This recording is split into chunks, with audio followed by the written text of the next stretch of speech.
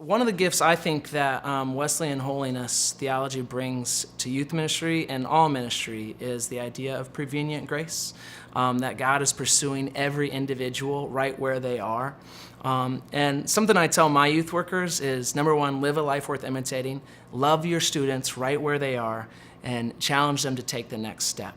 And so, and that really fits within this idea of prevenient grace, that God is chasing after these students, and He cares deeply about each one of them, no matter how far or how close they are to Him.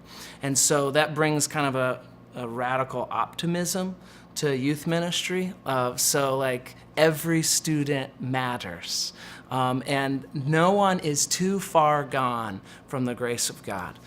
And so that I think is one of the greatest contributions to youth ministry and ministry in general, just this radical optimism that we have, that we call prevenient grace.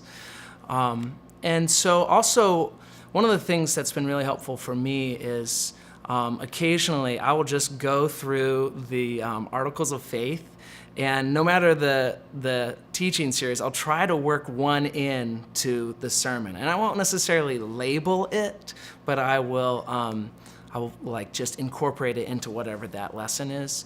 And I really like how in our Articles of Faith, how we mention and how we realize that in that moment of receiving God's grace, of after having repented, there are three things that happen. One, we're justified. Two, we're regenerated, and three, we're adopted. And so I kind of summarize it this way for our students is we're made right, we're made new, and we're made family. And so with those goals in mind, we think about like this is what God wants to do with everyone. And so I try to remind our youth workers that this is His objective in our students' lives, is He wants to make them right, He wants to make them new, He wants to make them family. And so what can we do to set up the environment for that to happen?